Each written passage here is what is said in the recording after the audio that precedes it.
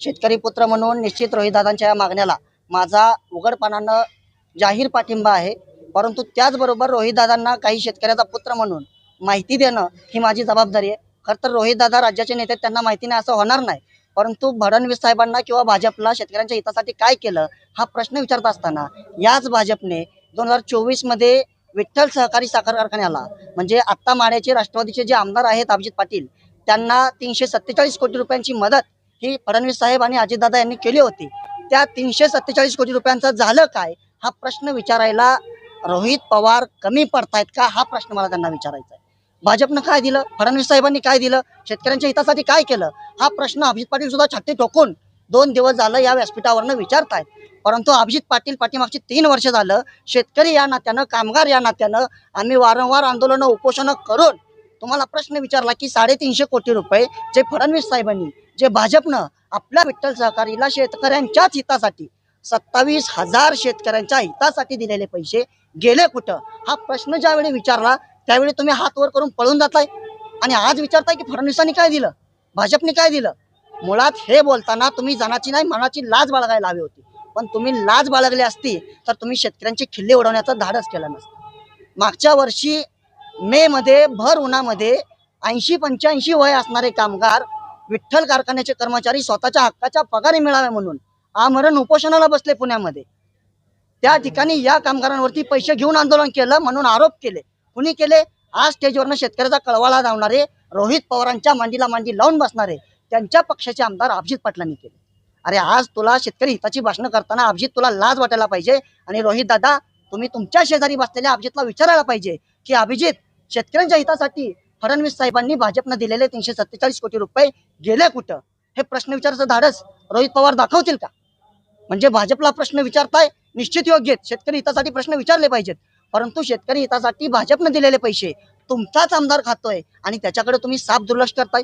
रोहित दादा महाराष्ट्राचे नेते आहेत आणि स्वतःचा आमदार काय चोऱ्या करतो माहिती नसेल असं होऊच शकत नाही। यामुळं रोहित दादांनी आपल्या पक्षातल्या आमदाराला आधी कान पकडून विचारावं की ह्या ज्या शेतकऱ्याच्या हिताच्या चोऱ्या केलेल्या आहेत, शेतकऱ्याचा गळा घोटण्याचं काम केलंय, 27,000 सभासदांना फसवण्याचं काम केलंय, 1400 कामगाराच्या संसाराची राखरांगोळी करण्याचं काम केलंय, याची जबाबदारी रोहित पवारांनी स्वीकारून आपल्या आमदाराला विचारायला पाहिजे की शेतकऱ्यांच्या हिताचे पैसे गेले कुठं।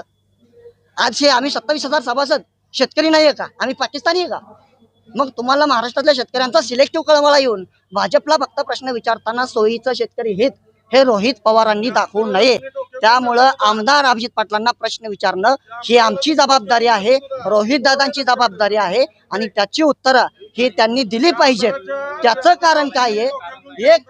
एकीकडे आज सांगताय शेतकऱ्याचा कर्ज माफ करा, हे तुम्हाला दाखवतो, पिराची कुरोलीचे सावंत नावाचे शेतकरी आहेत ज्यांच्या नावावरती विठ्ठलनी 10 लाख रुपयांचं कर्ज हे काढलं होतं।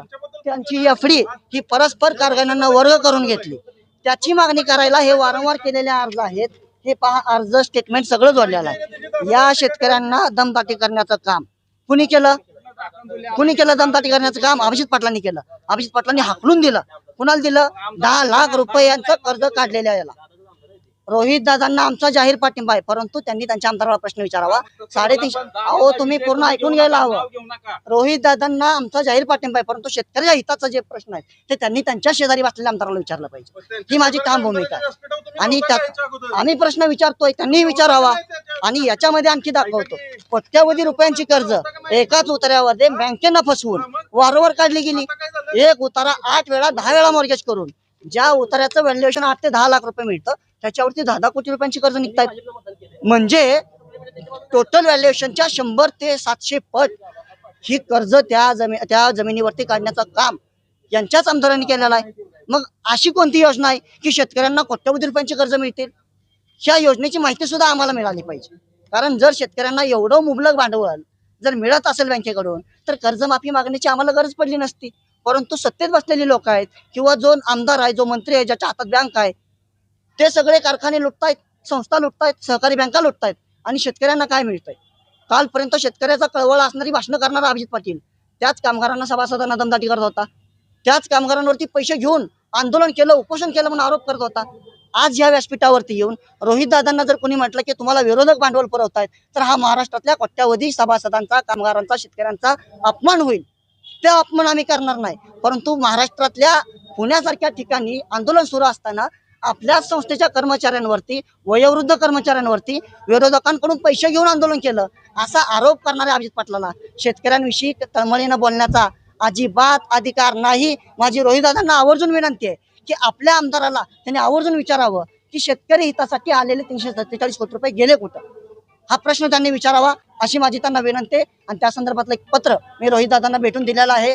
निश्चित रोहितदादा महाराष्ट्राचं नेतृत्व आहेत, कारखान्यामध्ये झालेले घोटाळे त्यांना माहिती आहेत आणि पहिल्या हंगामासाठी 30 कोटी रुपये स्वतः रोहित पवारांनी विठ्ठल सहकारीला दिले होते. आता त्या 30 कोटी रुपयांची वसुली किंवा त्या 30 कोटी रुपयाची परतफेड कशी झाली हे सुद्धा जाहीर व्हावं अशी आमची विनंती.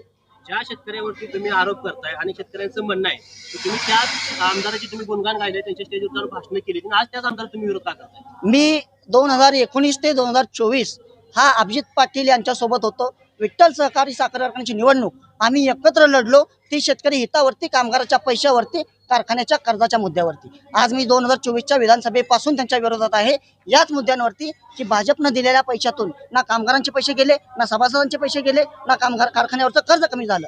आज कारखान्यावरती 1200 कोटीचं कर्ज आहे. मी माझ्या प्रश्नावरती ठाम आहे. मी सोबत होतो, प्रश्न विचारत होतो म्हणून मी आज त्यांच्या विरोधात आहे, प्रश्न विचारतोय म्हणून. सत्तेत बसून प्रश्नाला बगल देणं हे माझं काम नाही. मी सभासदांसाठी, कामगारांसाठी लढतोय. मी कारखानदारांचा, चेअरमनचा, नेत्याचा नसून मी माझ्या शेतकऱ्यांचा, मी माझ्या सभासदांचा आहे, मी माझ्या संस्थेचा आहे.